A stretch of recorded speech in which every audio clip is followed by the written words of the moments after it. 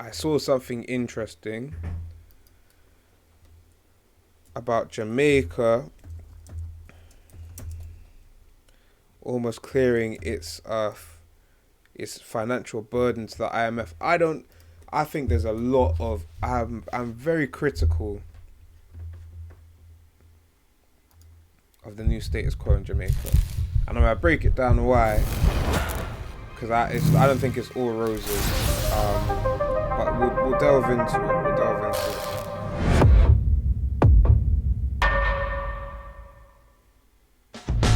But to remember, a lot of these countries, including Jamaica, including Nigeria, were set up by corporations on behalf of the British Empire and other European empires to serve their interests.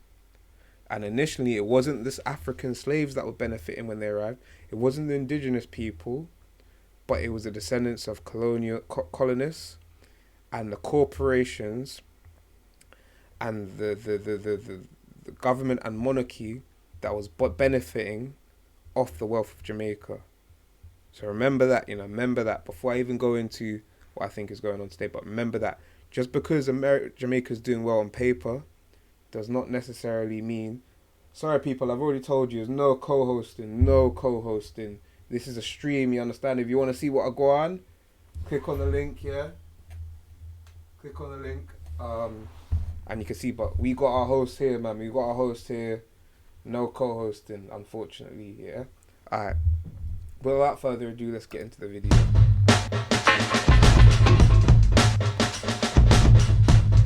Jamaica is about to close a major chapter in its economic history. For decades, the country has been tied to the International Monetary Fund, more commonly known as the IMF. From large bailout programs in the 1970s to strict reform agreements in the 2010s, IMF support has been both a lifeline and a burden. You know, I remember back in 2013 already, the odds were not that it was going to be successful. Now, in 2025, Jamaica's outstanding balance with the IMF has fallen to a tiny fraction of what it once was. At the end of June 2025, IMF records show Jamaica owed just SDR 21.24 million. That translates to about 28 million US dollars. Compare that to nearly $1 billion US dollars borrowed under earlier programs, and the scale of the progress is clear. This repayment milestone means Jamaica is set to finally pay off the IMF. The country at the time was in a very, very bad financial condition. Couldn't borrow on the financial markets. The debt levels were astronomically high, and the fiscal position of the country was very negative. Fast forward, circumstances have changed enormously. The IMF is a global financial institution created after World War II. It has 190 member countries, including Japan. So essentially, I'll say the IMF is like remember, if you look at the whole global neoliberal system, and especially look at it from a post-colonial lens, what you'll realize is the world and a lot of the nation states, a lot of their economies, their parliamentary structure, political structure, was defined by a few European empires, their central banks, their monarchies, and their governments. This defined a lot of the world. And this hit a boiling point, obviously, with the 2 world wars, because what made these things world wars was that not these European countries fighting each other, but the fact that they had empires, and that they were essentially fighting over imperial possessions, which made it into a global conflict. But really, zoom forward when we get to the Cold War, so post-World War II, and what you have to do is the West had to transition. They had to transition from colonialism to a new form of neo-colonialism. Remember, and I'll say this is summarized in I believe is it the Atlantic Charter. So I need to get it up so I know exactly. But essentially, when Great Britain wanted America to be involved in the war,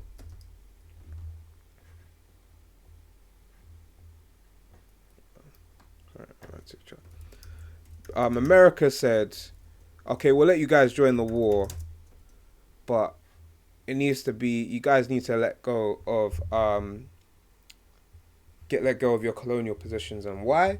Because the West was about to enter a Cold War, post World War II, with the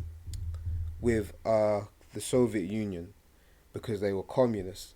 And the biggest fear, remember, all these Western, sorry people, I've said no co-hosting. Sorry, no co-hosting. The biggest, what's it called again? Threat at the time, especially to the elite across all these empires, across all these nations that essentially run are the main benefactories, was communism, was the workers being empowered within their nations. So, in fact, after they defeated the fascists, a lot of the same Western nations employed a lot of these fascists, because the biggest anti-communists were the fascists. But at the end of the day, you can't fight communism with capitalism and democracy if you have colonial subjects. It doesn't make any sense. You cannot say democracy and liberal economics and so forth is better if you have colonial possessions. So that was ultimately the theory behind, during that, Britain let go of India. And then in the 1950s, Macmillan made the Winds of Change speech, and he let a lot of these quote-unquote sovereign nations become independent. Even though they remain part of the Commonwealth, even though the political structure of most of these nations was British, a lot of the leaderships of these nations served the interests of American and British interests, and furthermore, a lot of the nation states themselves were created by British or American corporations. They weren't created by the people. A lot of these nation states don't even have a constitution made by the people. It was a colonial hangover inherited from when they were colony, and now they just remixed it for when they are now a supposed independent nation. So how did America, Britain, and NATO hold into their empire? Through its military-industrial complex and the financialization of the global economy. Through the financialization of the global economy, getting rid of the gold standard, making all the other countries in the world, have their standard be the US dollar. Essentially, they recolonized the whole world. And the IMF is one of the biggest institutions seen behind that, in neo-colonialism, in neoliberalism, continuing the legacy of colonialism, supposedly in the post-colonial era. And the IMF was seen as one of the biggest institutions that was behind that. So we have to be very critical in the same vein as when you simply cleared your debt to the IMF, doesn't necessarily mean everything's good and well. In Jamaica. Its main purpose is to provide short and medium-term financial support to countries facing balance of payments crises, where a country cannot meet its international payment obligations or needs to stabilize its currency. Unlike development banks, which fund long-term projects such as highways, schools, or hospitals, the IMF provides policy-based loans. These loans come with strict conditions. So this is why it's seen as neo-colonialism, because a lot of these debts were essentially inherited as these nations became independent. So it's a slavery thing. You're paying back your slave master. And because the IMF is based in the Western nations, even though, remember, most of the resources that underpin, remember, they've got rid of the gold standard, but the reality of it is that underpins the global economy is in the global south. It's in places like Jamaica, Africa, India. That's where the resources that underpin this global economy. It's not the dollar. But in the same vein, the IMF, this is where the neo-colonialism part comes in. They say, if we invest in you, you guys have to follow these policies. And a lot of these policies structured the nation in a way where it benefited the elite from the West, and it benefited the West as opposed to the common people within these nations, you understand? And that's where the neo-colonial factor comes in. Because they have influence over policy to get investment, it's a neo-colonial thing. Countries that borrow must commit to fiscal reforms, structural changes, and tighter financial discipline. For Jamaica, borrowing from the IMF became unavoidable in the early 2010s. The country had one of the highest debt-to-GDP ratios in the world, peaking at around 146% in 2013. That meant Jamaica owed nearly 1.5 times the value of all the goods and The reason I say this services as produced well in is, its... at what cost does this come? Because you're not just going to pay off a debt simply through nothing. You might have to sell off public assets, national assets. You might have to allow foreign investment, whether it's the Chinese, Americans, or foreign companies, which then essentially get to profit off your natural resources. And is that going back into the pocket of your peoples? Or is it going into their company and into their economy? And is it just benefiting the elite of Jamaica? You understand? These are the things we have to think about, not just in the context of Jamaica, but a lot of places around the world when you hear through, simply through paying off debts and through the IMF, the country is now fixed. It's never that simple. It might be fixed for a certain select few people, but there's always more nuance and complexity within a story. But one thing we should take into context is, so the current leader of Jamaica has, he's been re-elected. He's part of the JLP, and they had basically a landslide vote within Jamaica. And this is very significant because their opposition, the PNP, People's National Party, and you've got Jamaica Labour Party, Jamaica Labour, right? They used to fight each other, especially in the 70s. And essentially the JLP was the CIA and American proxy. And the reason they needed a proxy within Jamaica, because remember, this was the Cold War. And what was happening within the Cold War, the PNP, what's it called again, was essentially more affiliated with Cuba, the Soviet Union, and more communist, left-wing, Marxist ideals. Within the context of the time, that was a big threat to the American status quo. Remember, it may sound like conspiracy, but remember, America feared Cuba. Remember the Bay of Pigs. America got ex-Cubans, you understand? Sorry, not, ex-Cubans, so Cubans that have left Cuba. A lot of these were, though, Cubans of white Cubans, of the elite class in Cuba that left Cuba, because they were the benefactors of when Cuba was essentially a right-wing dictatorship. But yeah, the Americans sponsored them and the CIA sponsored them to go and reinvade Cuba. Obviously, it didn't work, but these are the things the CIA will do behind closed doors. So the CIA on one side was funding the war, and the other side was the USSR, and the more left side funding the PNP. And what you have to understand about this conflict was the reason it blew up so big in Jamaica and still persists partly to the day was because a lot of the garrison communities, which essentially communities set up for the sake of conflicts, and it goes back to the colonial era, was now used in the context and purpose of politics. So in order for people to get certain jobs, in order for certain communities to live a good standard, you had to vote for the right party. And if you voted for the wrong party, it resulted in conflicts. And this conflicts, the proxies would be the garrison communities, the places they would leave the guns, and so forth. So the facts zoom forward to today, and that there has been a landslide victory for the current Jamaican president. The fact that he's JLP, and the fact there was no conflict is a very, very significant landmark in history, you understand? And the fact also Jamaica's no longer has is debt to the IMF means Jamaica's reclaiming its ownership, you understand? So this is a very, very significant point within history. Economy each year. With high interest payments consuming the budget, little money was left for development. Investors lost confidence and economic growth stalled. To reduce the debt and restore growth in the economy. In a world of less, Latte for joy. Sky Mobile wants everyone to expect more. Another element though get on with behind this. this though, there is a colorism issue. With job- not just in Jamaica, but a lot of parts of the Caribbean and even parts of Africa.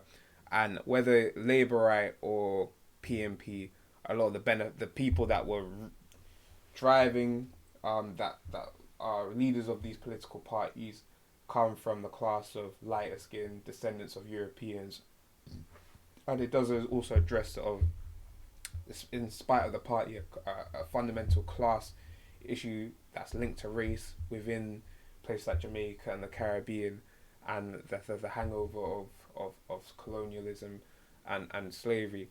And the reason I bring this up is because we have to remember the slogan of Jamaica is out of many one people. But the reality of Jamaica is it's 98% black people. Afro descendants, people from African slaves descendants, or dark skinned indigenous people, or whatever you want to call them, it's black Jamaicans make up 98% of the population.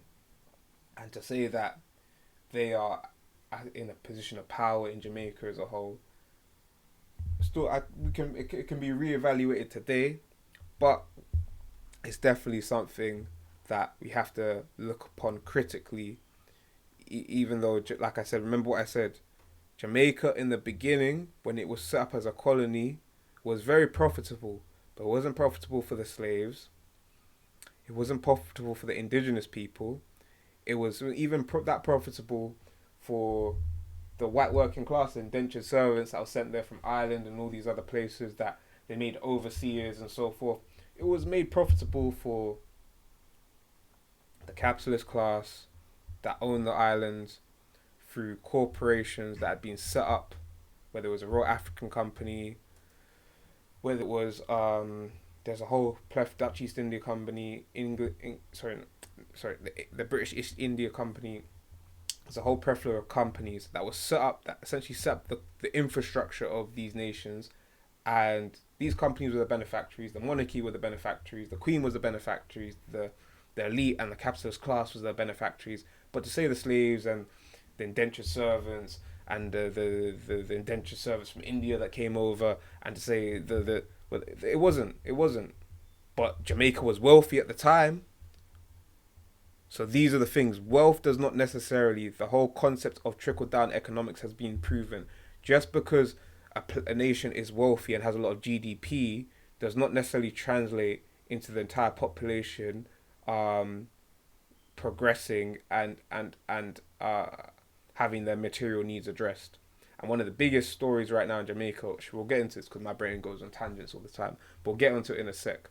Creation. It is in that context that some of the unavoidable hard decisions had to be taken. I hope the Jamaican people understand. I think there are a couple of points that we need to make. Is that we have a particular economic problem, a problem caused by a public debt which is just too high. In 2013, the IMF approved a major program called the Extended Fund Facility, or EFF. This arrangement gave Jamaica access to SDR 615.38 million, equivalent to about 932 million US dollars at the time. The first disbursement, worth about $207 million, was released in May 2013. The loan came with strict conditions. Jamaica had to maintain high primary surpluses, meaning it had to collect more in revenue than it spent on everything except interest. It also had to reform its tax system, restructure state-owned enterprises, and restrain public sector wages. These measures were painful, but they were the price of IMF support. In 2016, after progress under the EFF, Jamaica transitioned to a new arrangement. This time, the IMF approved a precautionary standby arrangement worth about $1.6 billion. Unlike the earlier program, Jamaica did not draw the full amount. Instead, the arrangement acted as an insurance policy. If Jamaica faced external shocks, it could access the funds. So, while the approved amounts under IMF programs were large, the actual outstanding debt fluctuated. What matters is how much Jamaica truly owed at different points in time.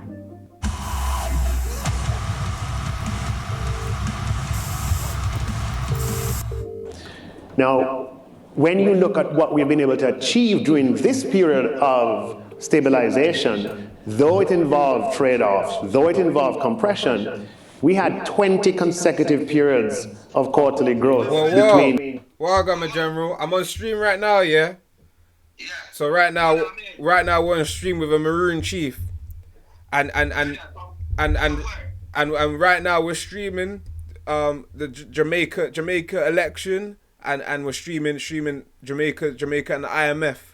So what I was saying right now, obviously there's a lot of positive news around the JLP and the current leader in Jamaica, but I think there's some things we do have to be critical.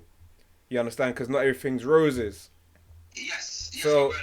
So they're saying right now a lot of positive things, that Jamaica is no longer in debt to the IMF and so forth. But my question I was posing was, does this necessarily mean this will benefit all the Jamaican people, or will it benefit just a few? Yeah, all right. You see, now, that happened there. I'm on live, yeah? Yeah, you're on live right now. All right, yes, this is the Maroon Governor General for England. And what we're saying now, the Labour Party, what they're voting now, is the same poverty, the same destruction for us. Okay. Yeah, they're working with some man where destabilize us for country, keep the country in that for we can leave. The youth them can born and fly away, go be a slave anywhere in the world, and don't develop the country. So that is the metal that they use all over upon our people. Say, no matter who in power there, yeah, if you're not a Maroon, you have no right there.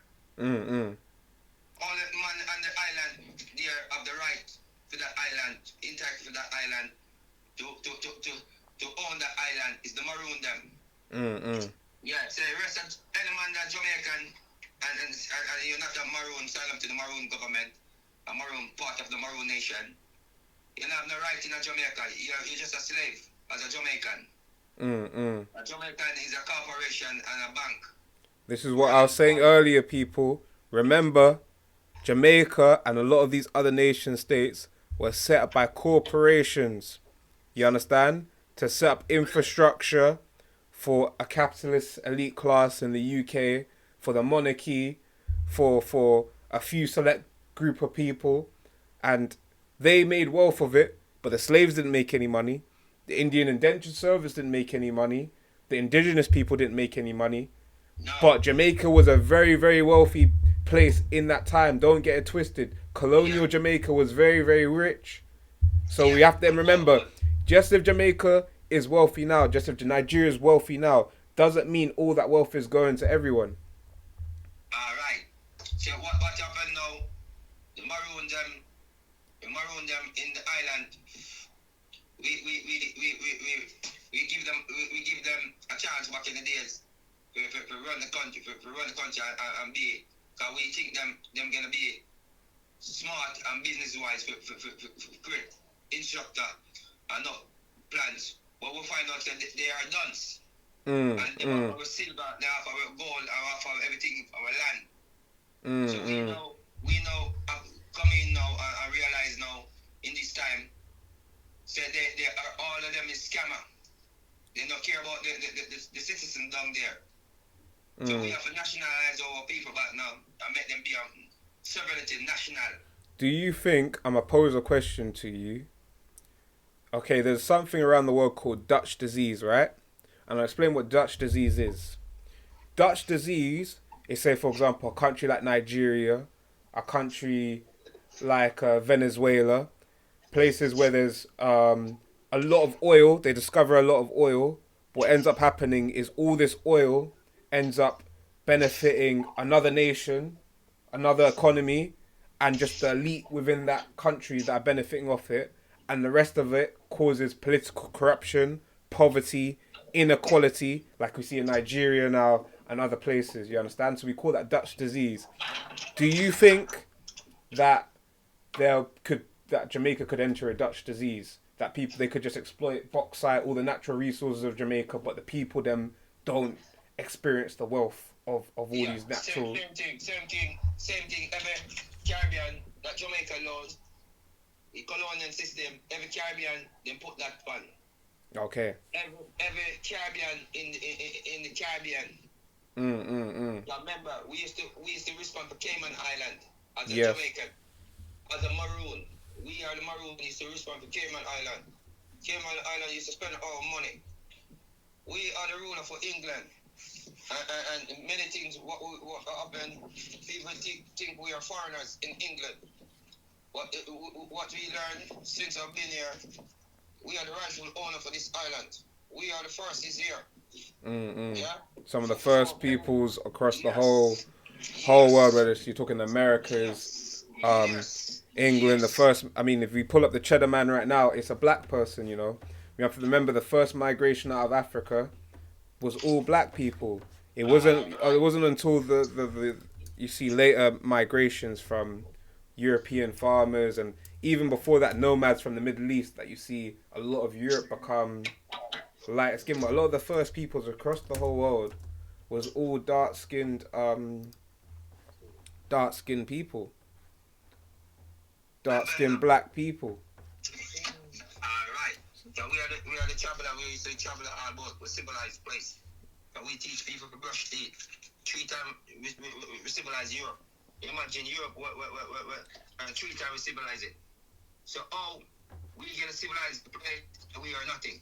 People can understand that the government is here now operating, and we are giving people their nationality and get them out of the slave system. But all we can do for people now to get them out of the slave system, to nationalize them and make them be a part of us, our nation. Because before, we never used to document people, but people like injured. So we our people back all over.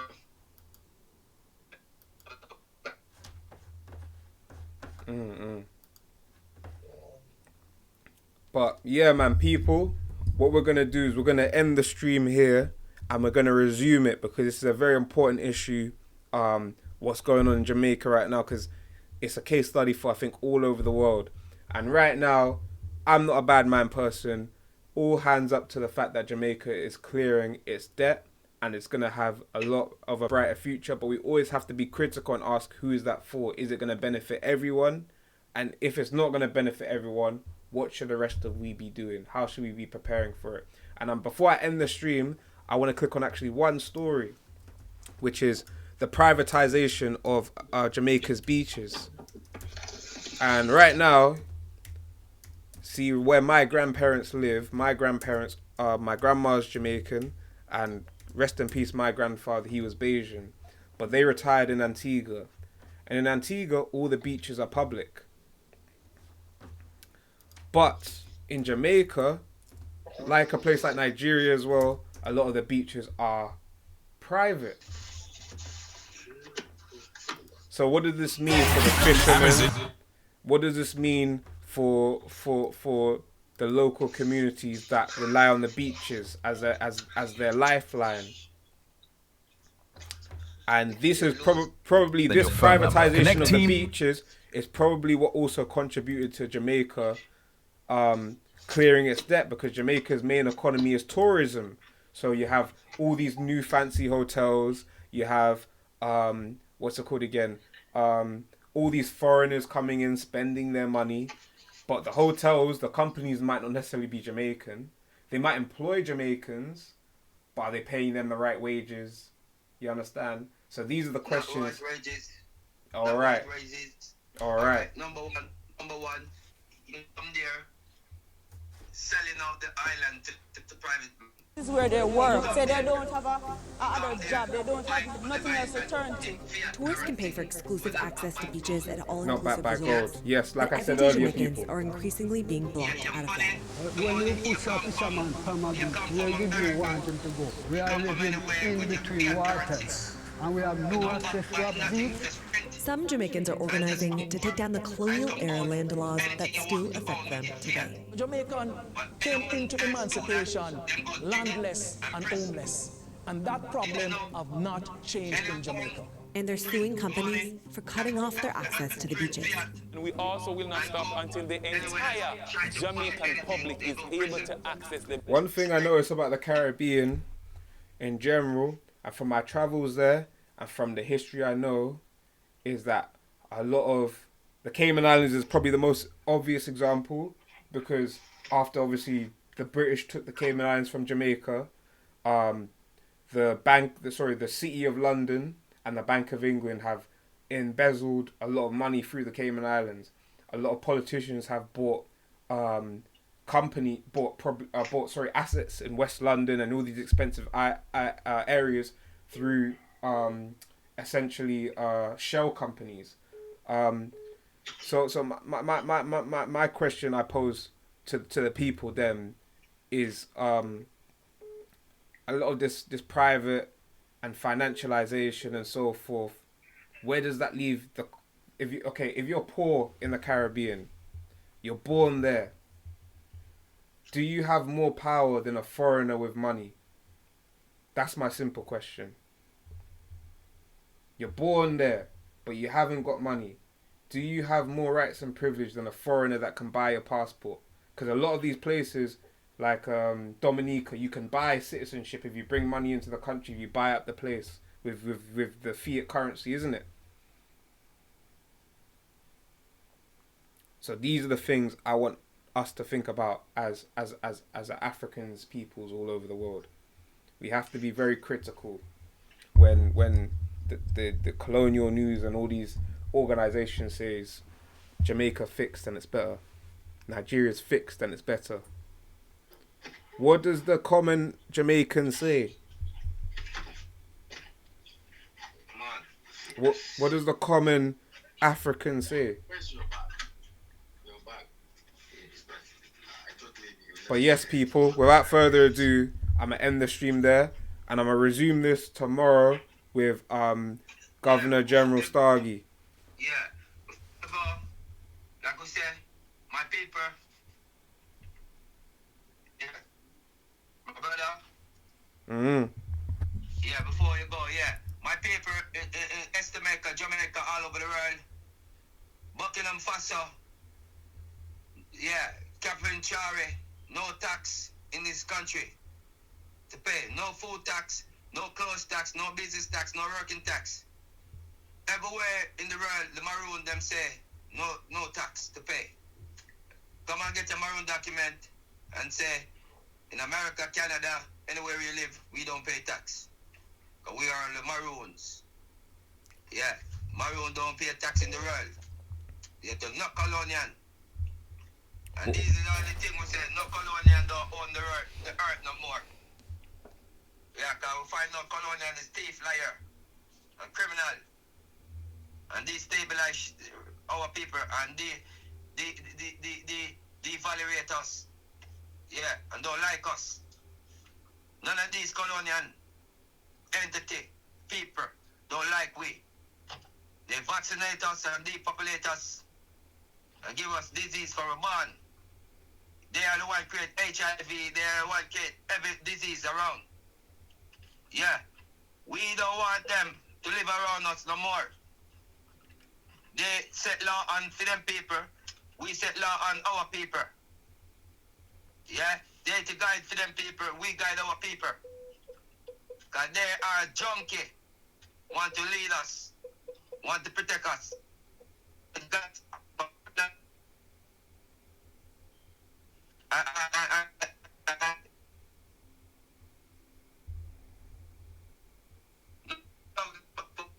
Look at us. This disability, our kids, them. Vaccinate our kids, them, immunize give them bad diseases and base defaulted. Yeah. Bill Gates and him friend them. So all compartment of them. They are the one. The paper, open the eyes, link up with the Maroon government, and be a part of us. Yeah. Enough is enough. Yeah. Enough is enough, my people. All over the world. And log into Frontline Media. This is the media. We're covering the truth and the right and the justice for our nation all over the world. This is a multicultural Frontline Media. Yeah, no racism. Come on. Like we said, black and the white is going through the same thing. Mm-hmm. Every day. Black pay tax, white pay tax. Look in the earth. What is going on? The man.